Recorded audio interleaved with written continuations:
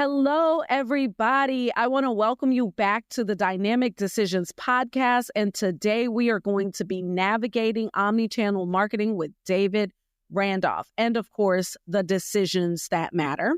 So we thank you so much for being here today. You know, Dynamic Decisions is the podcast where we explore strategies that drive successful decision-making, specifically in the world of business. And I'm your host, Tisha Cable, the CEO of C Model Data. And today, I just kind of mentioned it, but we have a very, very special guest. He is a powerhouse in the omnichannel marketing space, Mr. David Randolph, SVP of Strategy and Performance at Alloy. With over 15 years of experience, David has led innovative strategies for some of the biggest names in retail, hospitality, and financial services. So, David, welcome to the show. We are so excited to have you here today with us. Thank you very much. It's great to be here. So let's just dive right in. Let's get started. My first question to you is, let's really use all of your extensive background in omnichannel marketing. And I really want to hear your thoughts about what you believe are the most critical elements for brands to succeed in an omnichannel environment, specifically today. So the most important piece of omnichannel marketing is understanding your buyer and what they're looking for. That is the first thing that really any company needs to fully understand is, what do they need? What kind of need are you fulfilling with not only your brand, but your products and your services? And when it comes to omnichannel, which has been around for a good 20 years now, we've had the internet for quite a while. Mobile was a big deal. But I think really when you think about a customer journey or a buyer journey, it all starts with being a brand that someone can stumble upon and find out in kind of what's special about your brand in a contextual situation that then piques their interest and then starts them on a path of researching and considering. And when your prospect ends up in a period of consideration, when they're kind of looking for something that your company offers, you have to be very discoverable. And so that's a word that I use that I think kind of calls up all the different techniques for making sure that your website is very easy to find. Your content is also found other places. You have third-party recommendations. You have great reviews. It's kind of your storefront, your front door, so to speak, is how do they find you? And that can be a number of ways. Then once they get to your website, which is generally your most important salesperson, and when someone visits your website, they're completely unsupervised, they're browsing your store, they're walking around looking, and you have to make sure that your website has a great experience, has the right content that's going to fit the journey, or you're one click away from them leaving. And if you spend a bunch of money, which you probably did, to get them to come to your website, that's then a very lost opportunity, and they'll probably go back out and search for your competitor and maybe potentially visit that website. So your website has to be really good at fulfilling a need and understanding that there's an informational piece. There's a piece that's about credibility. The UX has to be really solid, and you have to have a real plan for converting prospect. So whether that's converting someone into a lead, or that a salesperson is maybe going to follow up with, or actually doing e-commerce straight up there, you have to have a world-class way of testing that and always perfecting it. And then capturing all those learnings in some type of a customer data platform or a CDP, so that later on you're able to then build models that you can reapply and use different types of things like site personalization, as well as triggering nurture campaigns through email if the prospect ultimately provides their email address but hasn't converted yet. So, and then there's retention, there's that whole piece, but I'll stop there, at least on the prospecting side. This is perfect. So what you actually just did was you just answered my second question, which was, what types of decisions do leaders find themselves making that directly integrate that directly impact their integration of all of these things to enhance the overall customer journey? So you kind of answered that. If you want to, you can go in a little bit and talk about all the stuff you just talked about through the lens of decisions that are being made all along that process. That'd be great. Sure. It starts with research and really understanding your prospect, your consumer base. building either personas or business segments. So if you're in B2C marketing, you're probably looking often at personas, which are kind of an industry term for the way people think, their demographics, kind of a combination of psychographics and demographics. And that often influences how you think and the types of attitudes you have and what you like to buy. When it comes to business, it's typically you're looking at usually the way people behave because of their job title or their function. Typically a certain type of profession, people self-select into it with a certain type of personality. So CFOs or there's different personalities, but generally there's a specific type of personality that goes into being a CFO or a person in finance or a person in HR or a person in sales. So B2B, you tend to target the job title or like the job function of what a person does all day at work, because that tends to influence how they think. And so naturally, you're usually trying to target that type of person. So when it comes to research, AI and some AI tools and databases are starting to simplify some of that, but nothing can replace good old-fashioned primary research. And you can do both quant and qual. So quant would be like a survey where there's a large group, a lot of times based on a panel that you can buy, or even doing a survey with your own customers. And you could do qual, which is typically done now through, they're called IDIs, in-depth interviews, which can be conducted by a research team. And they can really dive in and kind of double click into sometimes things that you hear about in a survey. And then you can use the IDIs to then really dive into what did you mean by that? Or why did you answer the question in the survey that way?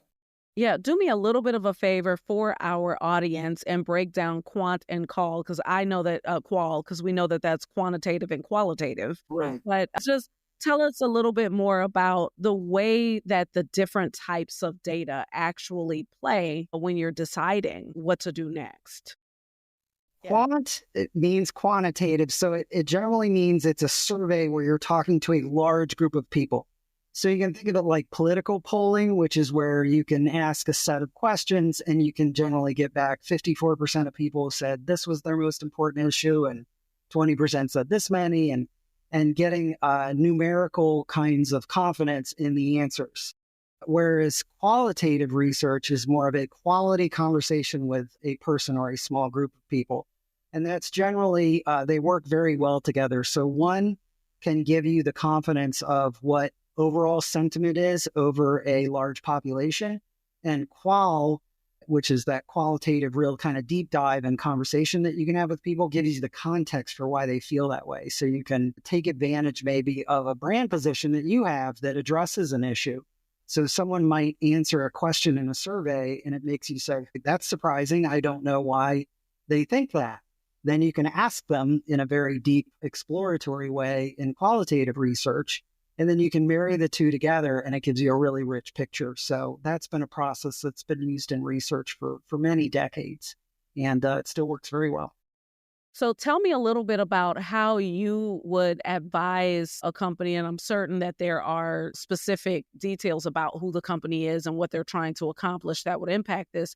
But how would you advise a company to think about their decisions? How do you advise them to use qualitative and quantitative information in their decision making? Maybe we use an example here of something one might be trying to decide relative to their marketing. Maybe it's, I'm going to put a campaign out in the world and I want to use both qualitative and quantitative information before deciding. What's an example of that? I generally would talk to a client about research at the onset of either a big pivot to their business. Maybe there's been an acquisition or a merger, or maybe the business is launching a major new product or some type of major milestone for the business. Or another good use case would be if you want to see trending and you want to set the first set of research down as a benchmark. So then you can do follow-up surveys, maybe every 6 months or maybe annually, to look how the market is changing. So we work in marketing. We often have a client who will approach us because there is some big pivot to the company and what they're doing. And it will often involve later on coming up with a whole new kind of marketing campaign, possibly a website redesign or maybe a website refresh. They might have a new product that needs to be launched, or maybe even helping them rebrand. They might be changing their name or they just need to refresh their brand. So when you talk to your prospect base and your customer base about what they care about, it helps you then inform a lot of the decisions that you're going to make later on about what things look like, what your voice and tone is going to be like, and what types of usability and basically how helpful your brand can be to your prospects so that you can stand apart from all your competition. This is good. Thank you, David. Okay, let's shift a little bit to the framework that you use for making high stakes decisions. But I'm really interested in those decisions when you don't have a complete set of information. What do you do? Yeah, that's 100% of the time. You don't have a complete set of information. I often feel like if I have 80%, I'll take it because that is rare. Most of the time, there can be sometimes a feel of being paralyzed because of how much you don't know, and you don't even know how much you don't know. So I always do assume that there's a lot that we don't know when we enter into a situation. So we often go through a process. We have a process called comms planning, which just means communications planning or marketing communications planning. And the way we make decisions there is we figure out what is our overall business goal? How do we think we can achieve it? And then what stands in the way? What can we anticipate now ahead of time that can stand in the way for someone to say, oh, I don't believe your marketing, or I don't believe your brand stands for that, or I don't believe that you're telling the truth, or that you're the best, or whatever your barrier might be. And so if you can anticipate, usually from doing research, you can anticipate where your stumbling blocks are going to be, and you can pre-plan for what are we going to do when that objection is raised. Even when you're not around, it could be an objection raised when someone sees your marketing or your public relations, or they come to your website and they bounce. How do you contend with that and address those types of objections ahead of time? And so that helps you make decisions in how your content is going to be presented to the public in advance, so you're not learning the hard way a year later when nothing has improved and you've changed everything, and maybe it's even gotten worse, which is that's the worst case scenario. Which leads me directly to my next question, which is really about how do you track the outcomes of the major decisions that you've made and really those related to those initiatives that you're launching. Are there any particular metrics that you find to be the most telling? Yeah, so these tend to be kind of business result metrics, but typically when you start an engagement with a client, and we're very consultative at Alloy, so we do think at really at the CEO level what we're trying to achieve. We would establish KPIs, so key performance indicators, and we would talk to the client about what is measurable and what we can actually have an impact on. And so those could be things like gross revenue, margin, customer retention levels. It could be a change in either the demographics or the firmographics of a customer base, retention metrics, that type of thing. You pre-establish some of those metrics, and then you set up reporting and analytics so that you're set up to track all of those metrics in a comprehensive way and report on them, sometimes maybe in a dashboard format if you need them on an ongoing basis. Some clients do like to see their data just any moment that they want to see it. And other times they can kind of wait for a monthly readout or even a quarterly readout on certain metrics because they don't change that much from day to day. So it depends, but having a kind of a portfolio of metrics that you're tracking, you can start to see where are we moving the needle. And you can also look back at trending. So you look back at a fiscal year and you can see, hey, here's when we started doing the new thing. And this is when we started to see our metrics improve. And if they're not improving, then you know that you need to go back in and kind of rethink some of your planning. Yeah. What's hard about that process right now? Some things aren't trackable. So one of my favorite expressions is not everything that is important is measurable, and not everything that's measurable is important. So what can happen sometimes is that because we can measure certain, actions like clicks or traffic to a website or something like that, that becomes the end all be all. Oh, this metric moved 2% or something like that, which a lot of times is just simply due to the randomness and chaos of business and, from one week to another. So what can be really challenging, and has always been the case in business, is that you can't track everything and you can't completely know everything. Can you So, give me a good example of something I can't track at all? so in retail, for example, it's very easy to track online sales because there's a click and it measures directly back to a person. So you can tell they visited the website, they logged in, they put something in the cart, they bought something. There's a lot of businesses like that where travel is that way, hotels and everything. That's the reason that they want you to log in is because, and they have rewards programs is so that they can track your behavior. What breaks down is when people do things offline, and that can be very difficult in B2B to track where a lead came from. So a salesperson will tend to say, that's my lead. I got that lead. Right. And the marketing person. Right. And a marketing person would say, it was our advertising or marketing that made that lead happen. Sometimes it's a little of both. And it's very difficult to tell. So when a lead comes through, it could be someone reaching out through email, but if you had marketed to that person before you knew their email, you got an ad in front of their eyeballs, but you didn't know what their email was at the time. You influence them to take an action, but you can't directly prove it. So there are a lot of examples, and despite promises that we would somehow contend with this, it's still, because it creeps people out, the amount of data capture and following people around. So there's, especially in Europe with GDPR, Yes. and California has some very intense protections against data collection too. So it actually has probably eroded a little bit, over the last several years because of this move toward data privacy and protection. So this is a really fascinating area. I just want to stay here for a few more minutes because I think, one, this is an age-old issue, right? It's been going on forever, old marketing says. So the attribution problem is a big issue, right? How do we properly attribute? But what if, and just have a little fun with me for a moment, what if we didn't take such a hard line that it's the direct metric, but rather an intermediate metric. So one that represents a step or a phase in the process of getting to the outcome.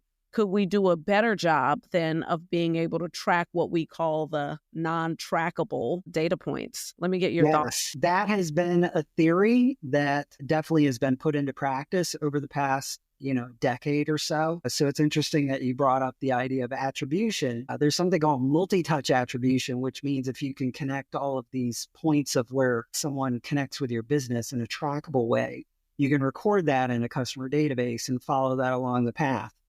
Now, when you talk about multi-touch attribution, where do you give the credit? So that's the difficult piece because you have to write an algorithm that decides where to put the credit. So these days, and even 10, 12 years ago, most businesses did a last click attribution, which means they give 100% of the credit to whatever was the last thing in the chain, which tends to be Google, because they're usually, when you go back to the website to either become a lead or buy something, you generally will Google the name of the company and go right back where you started, and then Google gets the credit. However, there was a whole string of events that some were trackable and some were not. Mm-hmm. And we have tinkered with the idea of doing multi-stage attribution where you're giving influencing credit to certain pieces. There is a major channel within digital marketing as well as offline marketing where there was no click, but that at least some percentage of your audience saw a TV spot or saw a banner ad, but they didn't click it. So that's the difficult thing to contend with, was there wasn't a click event. And so this is why I'm saying that it's difficult you want to measure it all, but it's not measurable. So there's never been a click on a TV spot and there's never been a click on a print ad before, but we know they work theoretically. So there's also the use of something called a proxy metric, which means I think that this thing caused this other thing. Mm-hmm. And then that fell in the chain of events that finally led to a conversion. But I've seen when you take all the raw data out of a huge customer base and you try and line that up, most of the paths have one click in them. Mm-hmm. So that's the interesting thing. But that it didn't just take one click to get them to your website and to buy something. So that is the trick. And so then you have to kind of reverse engineer, well, what else were we doing activity wise that would have led to them searching for our brand name and then coming to our website and buying? So that has been a struggle for a long time. Google has been all over this for many years, but probably the ones who do it best are Amazon, because of how much shopper data they have, for instance, in retail. It'd be interesting to take this same scenario and apply what happens if we think through our assumptions before we set the goal, and then track along your assumptions and see if you can get to answers from there versus trying to look for a piece of concrete data up front. I could see that being a really interesting exercise to solve maybe some of this unknown issue that we see here. Yeah. You're absolutely right. And one way to test that is to do a control and a heavy up, or a control dark test, which is where you're trying to test. You're always looking for the difference between causality and correlation. So did this cause this, or did they just usually go together? That's right. And it's difficult to tell which caused the other one, or maybe neither caused the other one. Now you're speaking my language. Yeah, exactly. Statistical kind of stuff. But what you can do is if you invest a lot of money, let's say in a particular type of, let's say, marketing channel, you could go dark in that in one market, but leave everything else the same. And then you could test, the two and do an A/B comparison. You could even do multivariate. So you could pick, two different variables to test, and you could set up kind of 4 scenarios and test them all against each other in a multivariate way. And you could see that when they're both working together, this is how much ROI we get. When only A is working and B is shut off, when B is on and A is shut off, and then when they're both shut off. And you can look at that, and then you can do a cost benefit analysis and decide, okay, it looks like it's only B is working and A is not worth the money. So let's scale back the budget there. So that would be an example of looking at attribution that you can't track by a click. And what's so great about everything you just laid out is it's another way of making the decision about what to do to achieve your goal. So for those that are listening, you just heard one way or multiple ways actually of trying to think about answering questions you might have about how to decide what to do to meet your goals. So if the goal is to increase the number of conversions, it's not just the single one type of conversion. It's not one way to think about it, but how do you put all of these different ways of exploring metrics and answers, and then put those onto a page and then go, I'm going to wait them out in order to decide. So I really like that. Okay, let's go now into my favorite part of this whole thing. Okay. Which is us deciding what your decision persona is. So what's your decision-making style? I'm going to ask you a few questions that reflect these different personas, and it's specifically related to strategies that you might be implementing. And for each question, you're going to share how much of that persona resonates with you on a scale from 0 to 100%. Okay? So I'm going to read the persona, the question, and you're going to say, that's a 10%, that's a 5%, okay? And I'm going to keep track, and then we'll see where we end up at the end. All the way to 100%. Say it again? All the way to 100%. So 100's the most, okay. 100 is the most. That's right. Okay. So you only get 100. Okay, ready? So when considering a new marketing strategy, how do you ensure it aligns with your core values and strengthens our partnerships? Can you give an example of a time when you've had to choose between a profitable strategy and one that was more aligned with your company's mission? And you want me to rate that from 1 to 100? Yes, in percentages. Is that how you ask a question? Does this reflect how you would approach? I would say 50. 50%.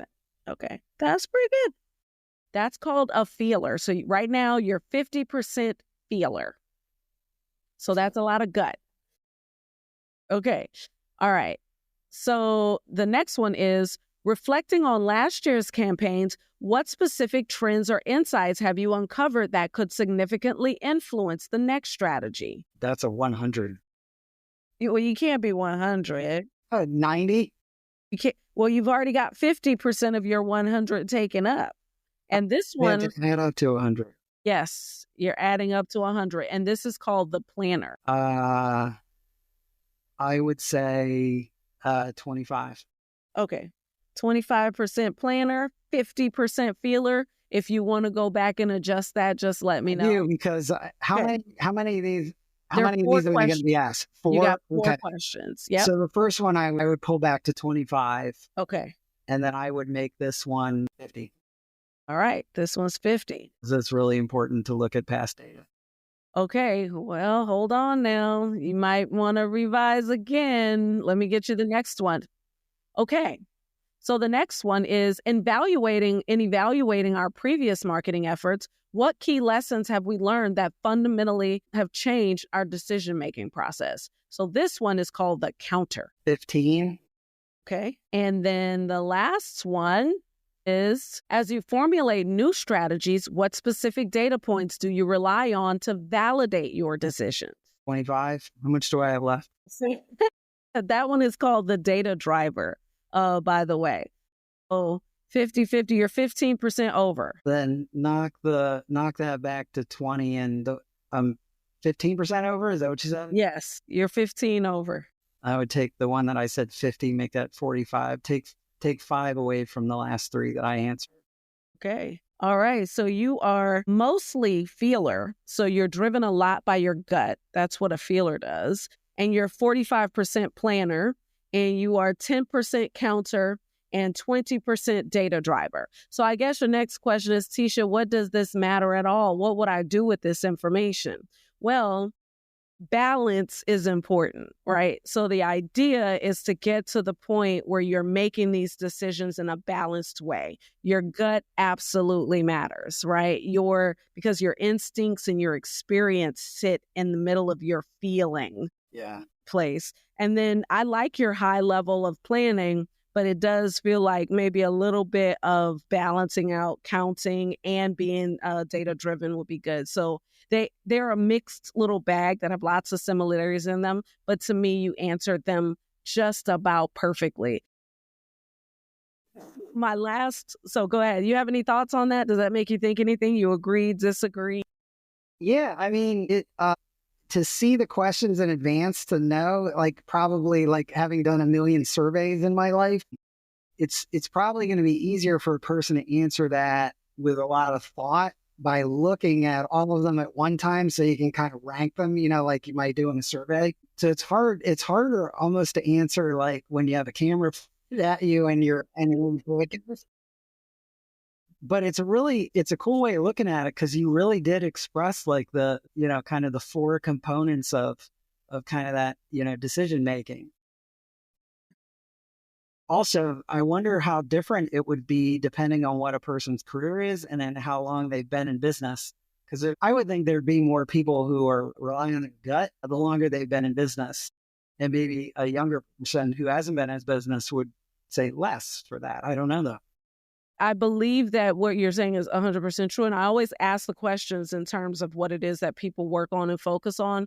But the response is always going to be the same, though, that it still requires balance. Because if you get too deep in the gut, then you're not listening to new information in the right way. So it's really a mixed bag, right? So your answers were great. I just have appreciated you. I'll ask you this last question, which is really, in your industry, what's like the top decision that you believe leaders are going to need to make in the next 3 months? Next 3 months. Yes. I would say in our industry, the great decision is, how are we going to keep our team focused and on point so that they are focusing on achievement instead of activity. Fantastic. Thank you so very much, David, for being on with us today. I've appreciated this. It's been fun. And how can people find you? How can our listeners find you and learn more about your company and the work that you're doing? You're welcome to check our website out. We're at Alloy Marketing is the name of the firm, and you can look for me there. Again, my name is David Randolph, so you can find me on LinkedIn too. But live in Atlanta, so would love to meet and network with people and find like-minded people who are interested in these types of topics. I really appreciate being a guest. It's been great to meet you, and love your perspective on decision making. Thank you so much.